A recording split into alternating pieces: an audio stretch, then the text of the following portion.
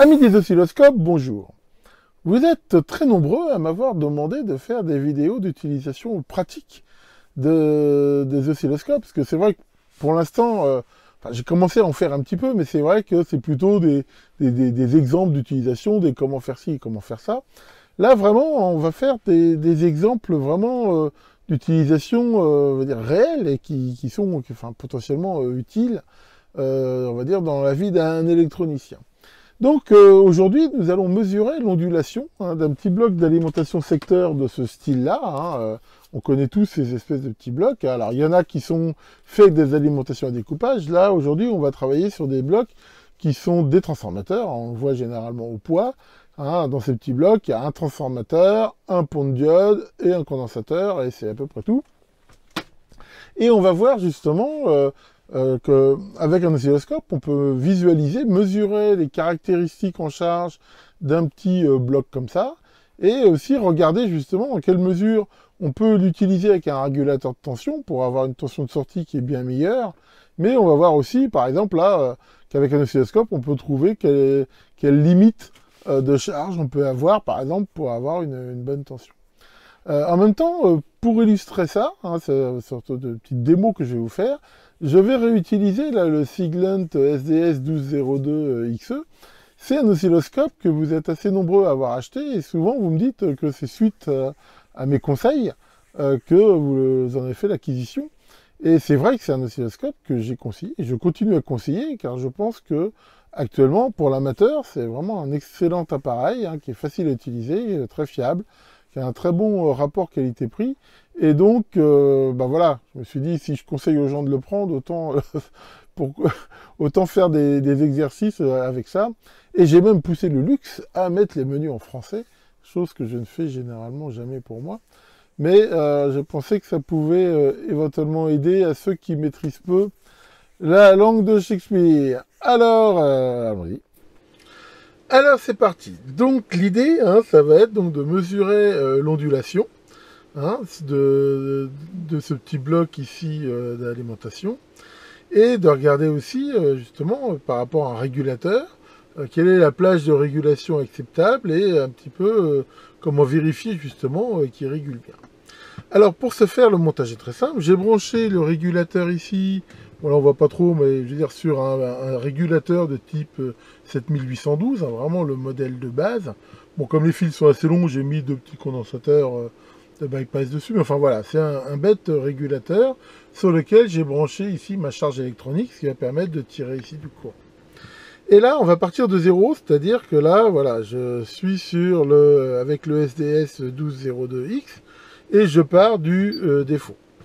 Alors, premier réglage à faire, vérifier que les réglages sont bons au niveau des sondes. Donc là, les sondes sont réglées sur x10. Donc là, je vais me mettre, là on voit par défaut c'est x1. Donc là, je vais me mettre en x10. Sur la voie numéro 2, je vais me mettre aussi en x10. Voilà, impeccable. Alors pour l'instant, on ne va pas l'utiliser, la voie numéro 2. On va regarder que la voie numéro 1, donc qui est branchée à la sortie du petit bloc d'alimentation. On dirait en gros quelque part à l'entrée du régulateur. Donc pour désactiver ici la voie 2, je la mets ici. Alors ici, je veux mesurer qu'une tension positive.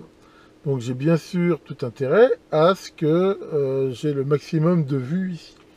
Donc là, je vais baisser ici le 0 pour le mettre bas. Bon, à la limite, on peut se garder un petit peu de marge. C'est pas une très bonne idée de le mettre ici tout en bas, parce que si par hasard, il y a un parasite qui chose de négatif, on ne le verra pas. Donc généralement, moi, voilà, je vais me mettre ici.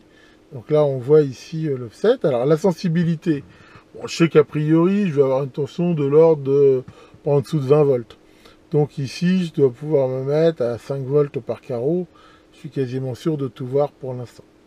Donc ici, voilà, donc là je vais régler là, le 0 ici, très bien, impeccable. Après, alors qu'est-ce que je peux faire d'autre comme réglage? Ici, c'est pas une mauvaise idée de limiter la bande passante. Pourquoi? Parce que, voilà, la limiter à 20 MHz, ça me fera moins de bruit. De toute façon, un montage comme ça, les chances que j'ai quelque chose au-delà de 20 MHz que je vois pas sont vraiment minimes. Ensuite, bah, reste la synchronisation. Ici, de toute façon, ce que je vais voir, c'est une ondulation qui est forcément sur le secteur. Donc, comme je l'ai dit, avec la synchro externe, ici, j'ai tout intérêt à choisir comme source de synchronisation. Voilà, ici, la source, et ben, choisir justement le secteur, comme ça, je suis sûr d'être bien synchronisé. Ok, donc voilà, ça doit être bon. Alors, on va pouvoir brancher. Voilà, donc là, je viens de mettre ici en route le système. Donc là, on voit que je ne peux pas mettre plus de sensibilité parce que je sors de l'écran. On peut éventuellement utiliser, là, pour le coup, un réglage fin. Voilà, qui va quand même me permettre d'avoir la plus grande dynamique. Alors, ce qui est intéressant, justement, maintenant aussi, c'est d'avoir des mesures. Qu'est-ce qui va m'intéresser ici comme mesure? Ben, ça va être, on va voir l'amplitude de l'ondulation, la valeur min et la valeur max. Donc, pour ça, je peux choisir ici mesure. Je vais choisir donc sur le canal 1 comme source, le type que je veux, à savoir, moi ce qui m'intéresse c'est peak to peak, le maximum et le minimum. Voilà, très bien. Donc là on voit que ça s'affiche ici les données. Donc là on voit que j'ai une ondulation peak to peak que je ne vois même pas mais de l'ordre de quelques millivolts. Maintenant je consomme aucun courant. Donc là, par contre, ce qu'on peut voir, c'est que ce bloc d'alimentation qui est donné pour 12 volts, à vide, c'est-à-dire que là, je ne tire aucun courant dessus, il me donne, on voit ici, 17 volts 52. Ce qui est quand même beaucoup plus. Ces petits blocs d'alimentation, généralement, la tension qu'il donne, c'est la tension, on va dire, à vide. De toute façon, c'est jamais trop clair ici. Donc ici, on voit que j'ai 17 volts. Donc si maintenant, je commence à tirer du courant, donc là, je commence à tirer 100 mA, on voit instantanément que ça baisse. Alors, il y a aussi un truc que je n'ai pas réglé ici, c'est la baisse de temps. Voilà, pour être le secteur, c'est de la basse fréquence. Voilà, donc là, on voit, hein, là, si je coupe ici la charge, voilà, hein, on voit qu'en l'absence de charge, il y a une ondulation qui est très faible. Hein, je rappelle que l'ondulation qu'on voit ici, ben, c'est un redressement double alternance là, du pont de diode. Donc, qui à chaque alternance recharge le condensateur, et ce condensateur se décharge entre chaque alternance. Alors, il se décharge d'autant plus vite qu'on tire du courant. Là, je ne tire pas de courant, donc il se décharge très peu. On voit que si je commence à tirer 100 mA, là, l'ondulation passe à 696 mV, on commence à la voir. Pourquoi? Bah oui, parce qu'on voit ici, il se recharge, et après, entre chaque ondulation ici, bah, le courant le décharge. Je passe à 200 mA, 300 mA, 400 mA, 500 mA, qui est normalement le max que peut donner le petit bloc d'alignement. Et là, qu'est-ce qu'on voit? Ben, on voit que quand on tire dessus son courant nominal, donc de 500 mA, j'ai une ondulation de 1,7 volts, un max à 13 volts et un min à 12 volts. Donc déjà, on voit que le max, ici il s'est vraiment écroulé.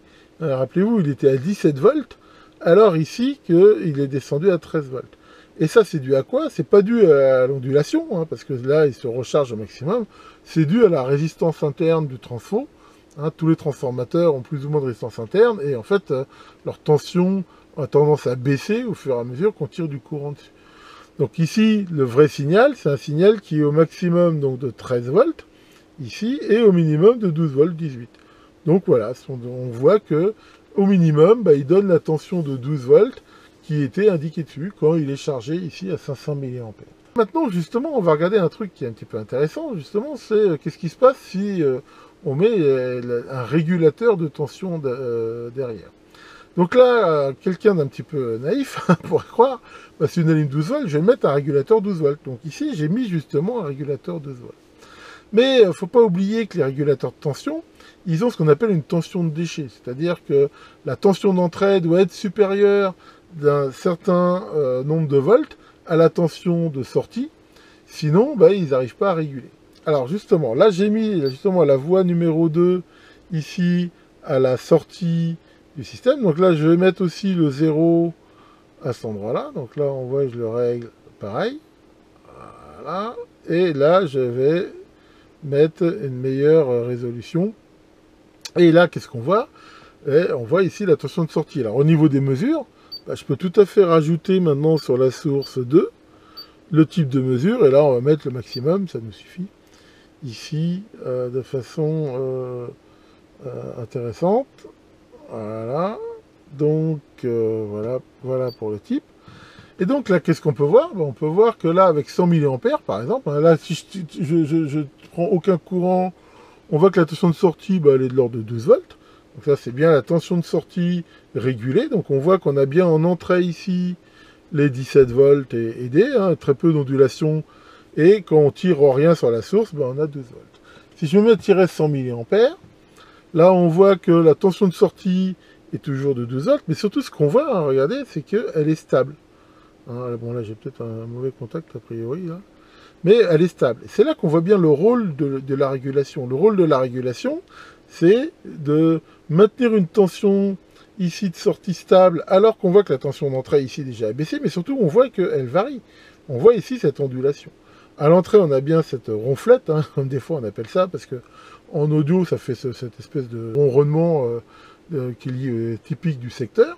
Et derrière, ici, j'ai toujours une tension continue. Et ça qui est très intéressant, hein, c'est vraiment ça. Et on voit qu'il régule en permanence ici, et j'ai ici une tension qui est très bonne. Si maintenant je continue et je tire 200 mA, là on voit que la tension d'entrée a encore baissé, que l'ondulation pic-to-pic, là, elle est de 1 volt et des poussières, et on voit qu'en sortie, j'ai toujours une magnifique tension de 12 volts, qui est vraiment très stable. Donc là, il fait vraiment bien son taf. Je continue 300 mA. Et là, bah, ça marche encore. Impeccable. Hein, on voit que la tension minimum d'entrée descend à 13 volts et D. Et ici, on voit que ça fonctionne bien. Je continue 400 mA. Ouh, ouh, ouh, ouh, ouh. Là, on voit que les ennuis commencent. Pourquoi les ennuis commencent? Parce que là, la tension magnifique de 12 volts, eh ben, elle commence ici à avoir de l'ondulation. Et pourquoi? Parce que justement, le minimum ici descend en dessous de la tension minimum qui est nécessaire pour que le régulateur 12 volts fonctionne. Donc là, ben, en fait, quand on voit ici cette petite ondulation-là, c'est qu'il ne fonctionne pas bien, le régulateur. Il n'arrive pas à fournir, et ben, voilà, il n'a pas assez de tension en amont pour le faire. Et si ici, je vais là, à la charge maximum, ben là, on voit qu'il déconne complètement, parce que, ben, voilà, il y a une super ondulation. Qu'est-ce qu'on peut en déduire? On peut déduire qu'avec ce petit bloc 12 volts, si je mettais derrière un régulateur 12 volts, ben, en gros, je peux aller jusqu'à 300 mA avec, et j'aurai une bonne tension de 12 volts. En dessous, ben, on voit que ça va commencer à ne pas pouvoir réguler. Donc voilà un petit peu le principe. Alors, ce qu'on peut regarder aussi, hein, là, par exemple, on voit ici que c'est bon. Si je veux voir plus en détail l'ondulation de sortie, donc là, ce que je vais pouvoir me mettre, c'est me mettre en couplage alternatif. Voilà. Ici, j'appuie ici pour en mettre à 0. Et là, je vais augmenter la sensibilité. Voilà, là pour le coup, si j'ai intérêt voilà, à limiter la bande passante. Hein. Là, comme on voit, je suis à 20 mV par division, hein, donc c'est vraiment très bas. Et on voit que j'ai quasiment aucune trace de l'ondulation ici, qui est de 1,28 volts crête-crête à l'entrée. Là, on voit vraiment que le régulateur fonctionne bien. Alors, ce qu'on voit ici, un petit peu en violet, pour le coup, là, c'est des parasites HF. Voilà. Bah, ces parasites-là, bah, ils viennent de différents... Ils viennent des câbles, ils viennent d'autres choses. Enfin, c'est pas le but de la vidéo, mais de toute façon, de la HF comme ça, à ce niveau-là, le régulateur pourra rien faire. Là, il faut mettre des filtres, des choses comme ça. Le régulateur, il marche quand même dans un domaine de basse fréquence, et ici, on voit que dans le domaine continu, ici, il régule vraiment très bien.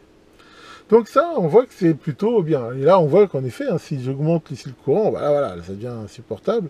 Alors, si on fait varier le courant de façon plus précise, on peut regarder en fait jusqu'à combien exactement il commence à merder.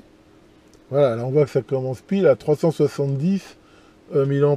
Jusqu'à 360 même, il fonctionne encore. Alors là, voilà, on voit une utilisation vraiment pratique de l'oscilloscope. Sans oscilloscope, avec juste un multimètre, ça serait très difficile de voir ça, parce que le multimètre, il voit que des tensions continues, il verrait une tension moyenne, il ne verrait pas ici l'ondulation. Alors comment on peut faire, juste pour la petite histoire, pour améliorer le fait que ça fonctionne mieux et diminuer ici cette ondulation? Alors, il y a plusieurs pistes possibles. Une piste qui vient tout de suite quelque part à l'esprit, c'est d'augmenter la capacité de filtrage du petit bloc secteur de telle façon à limiter l'ondulation. Plus le condensateur de filtrage ici est important, moins il y a d'ondulation, parce que plus il a d'énergie en réserve entre chaque ici ondulation qu'il y a.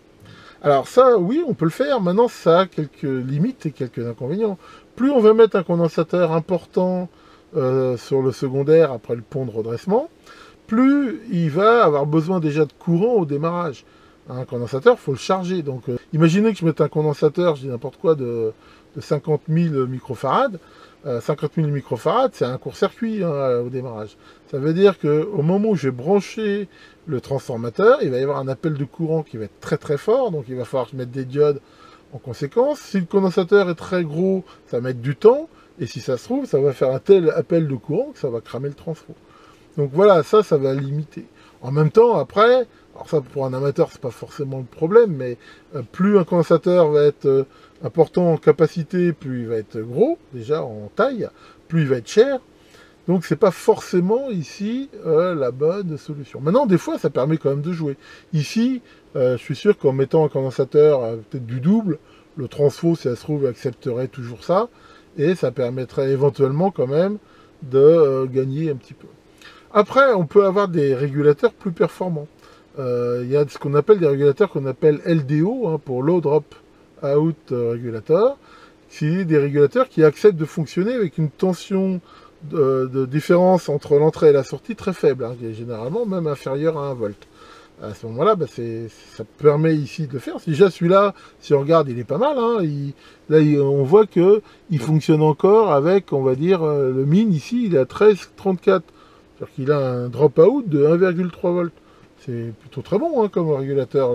Les premiers régulateurs de la série 78, souvent, il en fallait plus que ça pour bien fonctionner. Maintenant, il ne faut pas se mettre trop près non plus de la limite, parce que ça dépend un peu des fois de la température et autres. Là, c'est vraiment, on va dire, le max qu'on puisse faire. Et après, bien sûr, l'idée, ça va être d'augmenter la tension d'entrée, de façon à ce qu'on descende jamais. Alors là, on pourrait se dire, tiens, ça peut être une solution d'avoir une ondulation qui est très, très importante en entrée. Hein, pour info, l'ondulation, on peut aussi la regarder de la même façon. Si on veut regarder que la partie ondulation, vous voyez là, je me mets en couplage continu. Hein, je fais comme j'ai fait sur la voie 2 et j'augmente ici la sensibilité. Donc là, je ne vais pas me mettre en fin, je vais me mettre comme ça. Voilà, alors là, par exemple, voilà, on la voit très bien ici, l'ondulation, hein, qui est zoomée.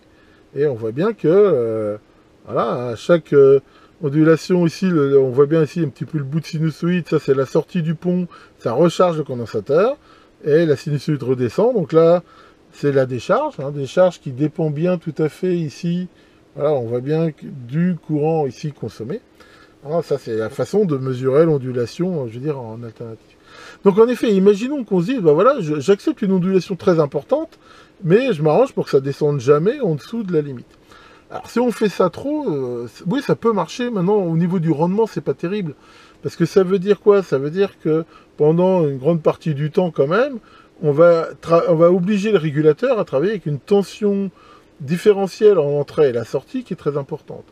Or la puissance dissipée à l'intérieur, hein, c'est facile à comprendre, la puissance c'est la tension par le courant, donc c'est la différence de tension entre la sortie et l'entrée, multiplié par le courant. Donc si ici on a une très forte tension à l'entrée, si par exemple j'ai dit n'importe quoi, 20 volts ici en entrée pour 12 volts en sortie, ça veut dire qu'il y aurait 8 volts.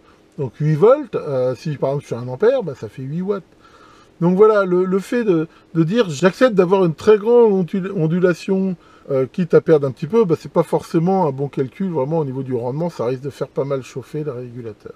Voilà pour cette vidéo d'aujourd'hui. Alors bien sûr, hein, ça se calcule, hein, il y a des tas de formules plus ou moins empiriques pour calculer justement dans un cas très classique comme ça d'un transformateur, d'un pont de diode, d'une capacité, la valeur de condensateur à avoir pour un taux d'ondulation donné, les pertes du transfo, on trouve même des calculateurs en ligne où on sait que voilà, pour avoir au minimum telle tension pour une telle charge, voilà les composants qu'il faut avoir. Et c'est pareil, en regardant les datasheets des régulateurs, on voit aussi la tension qu'il faut se garder de marge entre l'entrée et la sortie. Et voilà, ça permet éventuellement de se calculer comme ça l'alimentation qui va bien. Ici, on l'a fait un petit peu à l'envers. On peut aussi se dire, voilà, ça c'est un bloc que j'ai récupéré je sais pas où. Voilà, si je voulais l'utiliser, là je vois que en 12 volts, je serais limité à 300 et quelques milliampères. Si je l'utilisais avec un régulateur de 9 volts, je pourrais largement l'utiliser à sa charge maximum de 500 milliampères. Mais voilà, grâce à l'oscilloscope, je peux vraiment vérifier que jusqu'à cette charge maximum que je me donne, eh ben, il fait bien son taf et que j'ai bien une belle tension bien propre en sortie. Qu'est-ce que tu fais, Maurice? Mais qu'est-ce que tu fous d'abord? Où c'est que t'es? Je te vois pas en ce moment, là. Monsieur se balade, ça gambade. T'étais parti te promener. Non, mais t'as une autorisation pour aller te promener? Qu'est-ce que t'as été foutre? T'as été près d'une mare. Et qu'est-ce que t'as vu? Une grenouille? Ah, et alors? Et la grenouille, elle parlait. Comment ça parlait? Elle t'a dit, si tu m'embrasses, Maurice, je deviendrai une belle princesse. Ah, bah c'est cool. Alors, tu l'as embrassée? Non? Bah pourquoi? Parce que tu préfères avoir une grenouille qui parle. Sacré Maurice. J'y crois pas. Bon, allez, c'est tout pour aujourd'hui. J'ai encore plein de trucs à faire. J'espère que cette vidéo vous aura intéressé et je vous dis bien sûr à très bientôt pour de nouvelles aventures.